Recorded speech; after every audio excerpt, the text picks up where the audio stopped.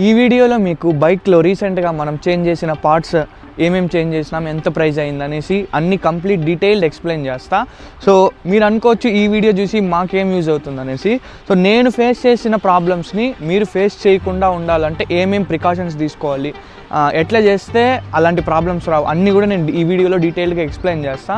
So అట్లనే spare parts గురించి కానీ మన చిత్తూరు కేటీఎం షోరూమ్ సర్వీస్ గురించి కానీ కొంచెం మాట్లాడాల్సింది చాలా ఉంది. సో అవన్నీ ఈ వీడియోలో కవర్ చేసేద్దాము. మీకు విత్ వీడియో ప్రూఫ్తో సహా అన్నీ నీట్గా ఎక్స్ప్లెయిన్ చేస్తా. సో వీడియోని ఎవ్వరు స్కిప్ చేయొద్దండి, మన చిత్తూరు వాళ్ళైతే అస్సలు స్కిప్ చేయొద్దండి, వీడియోని ఎండ్ వరకు అయితే చూడండి. సో చలో వీడియోలోకి అయితే వెళ్ళిపోదాం.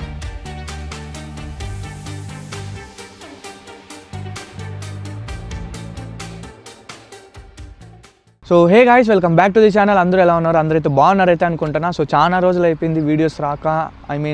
ముందు ఎట్లా అంటే వీక్కి 3 వీడియోస్ వస్తాయి, ఓసారి 4 వీడియోస్ కూడా వచ్చేస్తున్నాయి. ఇప్పుడు ఏంటంటే వీక్కి ఒక వీడియో వచ్చేది కష్టంగా ఉంది. సో ఏం లే, చిన్న బైక్లో చిన్న మేజర్ ప్రాబ్లమ్స్ ఉన్నాయి, అవన్నీ మెల్లిగా చేయిస్తాను. సో బడ్జెట్ కూడా మ్యాక్సిమం మొత్తం బైక్ మీదే స్పెండ్ చేస్తాను. ఫస్ట్ బైక్ బాగుంటేనే కదా మనం రాంగ్ రైడ్స్కి వెళ్ళాలన్నా కూడా ఏమి ఇబ్బంది లేకుండా ఉంటుంది. సో రీసెంట్గా నేను ఏమేమైతే స్పెసిఫిక్గా బైక్లో చేంజ్ చేసినానో పార్ట్స్ కంప్లీట్గా మీకు చెప్తా, ప్రైస్తో సహా ఎంత పడిందో చెప్తా. ఇంకొకటి, నేను మార్చేటప్పుడు ఎందుకు చేయలేదంటే వీడియోస్ స్పేర్ పార్ట్స్ పర్టికులర్ టైంలో మార్చేటప్పుడు నువ్వు ఎందుకు చేయలేదని కూడా చాలా మందికి డౌట్ రావచ్చు. సో స్పేర్ పార్ట్స్కి ఇంత తంటాలు పడలేదు, నేను నీకు పాయింట్ వైజ్గా ఎక్స్ప్లెయిన్ చేస్తా. ఫస్ట్ అయితే ఏమేమి చేంజ్ చేసినామో చెప్తా. సో ఫస్ట్ వచ్చేసి మనం చేంజ్ చేసింది వచ్చేసి హ్యాండిల్, డ్యూక్ 250 హ్యాండిల్.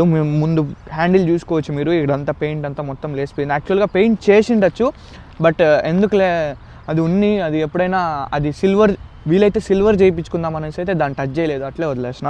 వచ్చేసి 390 హ్యాండిల్ BS6ది సెట్ అయింది, ప్రాపర్ సెట్ అయింది. సో నెక్స్ట్ వచ్చేసి లాక్ సెట్ కొత్తది వేసినాము. దీని గురించి అన్నీ కూడా మాట్లాడదాము. ఇది చూసుకోవచ్చు మీరు, లాక్ సెట్ కూడా ఇక్కడ ఈ ఇగ్నిషన్ కవర్ అయితే ఇప్పుడు ప్రాపర్గా లేదు. నెక్స్ట్ వచ్చేసి లాక్ సెట్ అంటే మనం ఇది ఒకటే కాదు, ఇక్కడ వస్తుంది కదా లాక్ సెట్, ఇది నెక్స్ట్ ఇక్కడ మనం సీట్ రిమూవ్ చేస్తాం కదా ఇటు సైడ్ ఇక్కడ ఈ మూడు మనకి కంప్లీట్ లాక్ సెట్ లాగా ఈ మూడు మనం మార్పిచ్చేసినాము.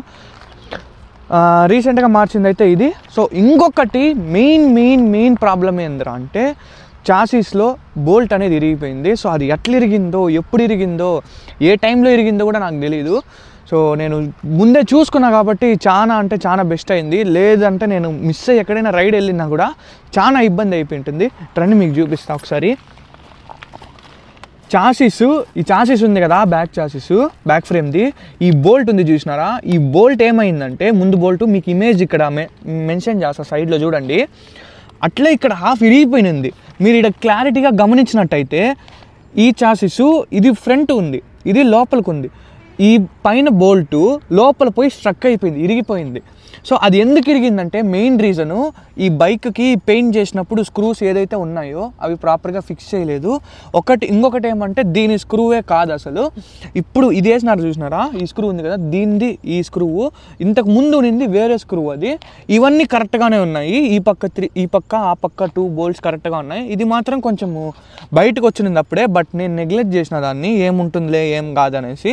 బట్ అదేంద్రా అయిందంటే ఇరిగిపోయింది. దాదాపు ఇంత బోల్టు ఈ బ్లాక్ కలర్ చాసిస్ ఉంది కదా, ఈ ఫ్రేమ్లో స్టక్ అయిపోయింది.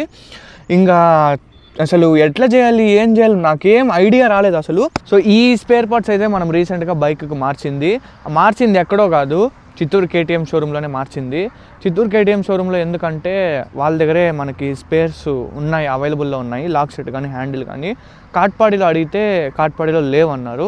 సో కాట్పాడిలో వేరే యాక్సెసరీస్ తీసుకొని అది ఇంట్లో పెట్టేసి మళ్ళీ షోరూమ్కి వచ్చి షోరూంలో కనుక్కుంటే చిత్తూరులో ఇక్కడ ఉన్నాయి, మేము బయటకి మీరు ఇక్కడే మార్చుకోవాలన్నారు. సో అందుకనే చిత్తూరులో మార్చుకున్నా.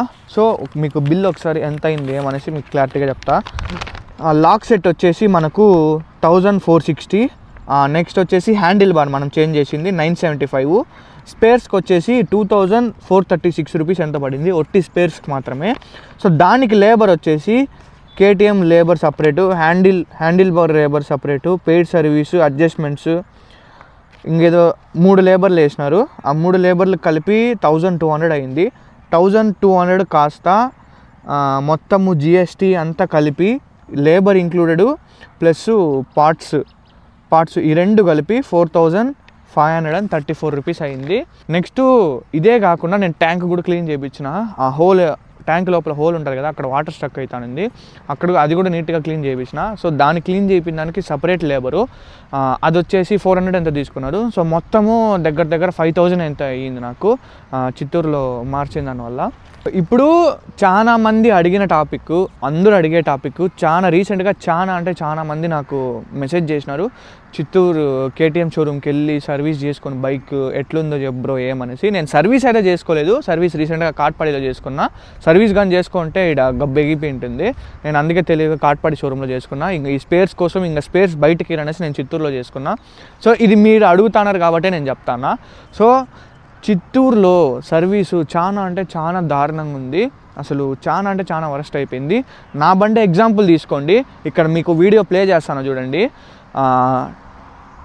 ట్యాంక్ క్లీన్ చేసేటప్పుడు ట్యాంక్ కింద పడిపోయింది, ట్యాంక్ కింద వదిలేసి కూలెంట్ మొత్తం పోయింది.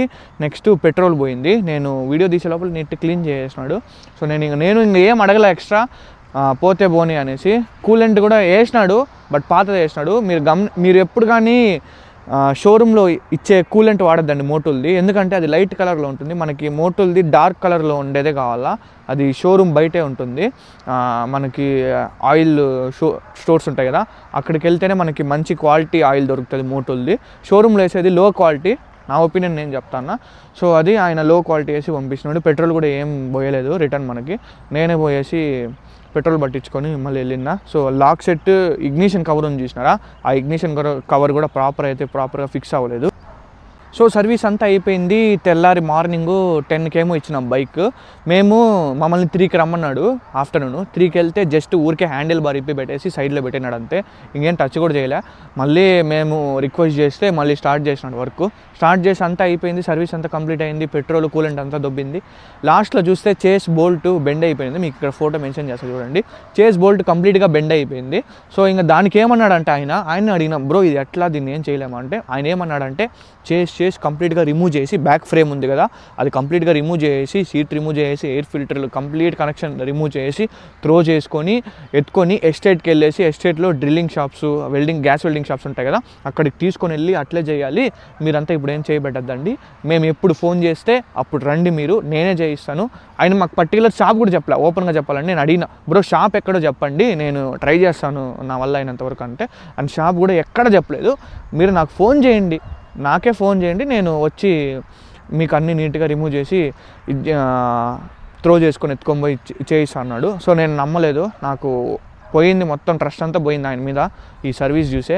ఇంకా నెక్స్ట్ డేనే లేచి వినయ్కి కాల్ చేసినాను, వినయ్ బ్రోకి. వినయ్ బ్రో నా కోసమే వచ్చినాడు, పాపం మాల వేసుకున్నాడు వినయ్ బ్రో. నా కోసమే వచ్చి మన బండిని ఒక లేత్ వర్క్ షాప్ తీసుకొని వెళ్ళి, అక్కడ డౌన్లో మీరు ఇటు చూసుకోవచ్చు స్క్రీన్ పైన, నీట్గా బైక్ని ఇట్లా పనుకోబెట్టేసి, పైన ఇరిగిపోయింది కదా ఆ స్క్రూ రిమూవ్ చేసి, దాంతో ఒక స్క్రూ మాట్టుకునేది కదా బ్లాక్ చేస్లో, దాంట్లో నీట్గా డ్రిల్ చేసి రిమూవ్ చేసి నీట్గా ఒక 400తో అయిపోయింది. అదే కానీ కేటీఎం షోరూమ్ మెకానిక్ ఉన్నాడు కదా, ఆయన చెప్పినట్టు కానీ ఉంటే దాదాపు 3000-4000 అయిపోయి ఉంటుంది. ఎందుకంటే కంప్లీట్ 50% ఆఫ్ ది బైక్ని రిమూవ్ చేయాలన్నాడు ఆయన. సో ఇంకా తెలిసిందే కదా, వెనకాల లేదంటే సగం బైక్ ఏం కనపడదు మనకి. ఆయన మాట వింటే నాకే అనిపించింది ఇంకా వద్దు, ఇంకా షోరూమ్ జోలికి వెళ్ళకూడదు అనేసి. సో అందుకే ఇంకా వినయ్ బ్రోకి కాల్ చేసి, వినయ్ బ్రో వచ్చి హెల్ప్ చేసి బైక్ అయితే ఇప్పుడు సెట్, ఏం ప్రాబ్లం లేదు. బోల్ట్స్కి ఒక ఎక్స్ట్రా 40-50 బోల్ట్స్ తీసుకొని ఇచ్చేసినాము. సో నేను రికమెండ్ చేసేది ఏంద్రా అంటే, ఇట్లా బోల్ట్స్ ఉంటాయి కదా, ఆ బోల్ట్స్ అన్నిటికీ మీరు ఏం చేస్తారంటే WD-40 ఈ రస్ట్ రిమూవ్ స్ప్రేస్ ఉంటాయి కదా, అవి స్ప్రే చేసుకొని జస్ట్ ఊరికి అట్లా లూజ్ చేసుకొని మీరే టైట్ చేసుకోండి బైక్స్కి. అప్పుడు స్క్రూస్ ఏమవుతాయంటే రొటేట్ అవుతూ ఉంటాయి కాబట్టి మీకు ఎక్కువ ఇరిగే ఛాన్సెస్ ఎక్కువ ఉండవు. మీరు అట్లే పెట్టేసినారు అనుకోండి, రస్ట్ అయ్యి అట్లే ఇరిగిపోతాయి. సో అవి చేసుకోండి మెల్లిగా. సో అది కేటీఎం షోరూమ్ సర్వీస్ అయితే నా ఒపీనియన్ నేను చెప్పిన, అది మీరు అడిగినారనే చెప్పిన. కేటీఎం సర్వీసు ఎప్పటి నుంచో నాకు నచ్చలేదు చిత్తూరులో, అసలు ఘోరంగా ఉంది. నేను అక్కడ మామూలు బిల్ వేస్తారు కదా, ఆ అక్కతో కూడా చెప్పిన, నేను పర్టికులర్గా చెప్పిన నేను ఇట్లా సర్వీస్ బాగాలేదంట, నాకు 2-3 మెసేజ్ చేసినారక్క, కొంచెం చూస్ చేయమని ఆయన్ని. నా బైక్ నేను ఓపెన్గానే చెప్పిన, నా బైక్ తెచ్చేదానికే నాకు భయంగా ఉంది, సర్వీస్ గలీజ్గా చేస్తే ఎట్లక్క అనేసి ఆ అక్కకు కూడా చెప్పిన. ఆ అక్క ఏం చెప్పిందో నేను మేనేజర్తో మాట్లాడుతాను అన్నారు, బట్ నో రెస్పాన్స్, ఆయన సర్వీస్ ఇట్లే ఉంది.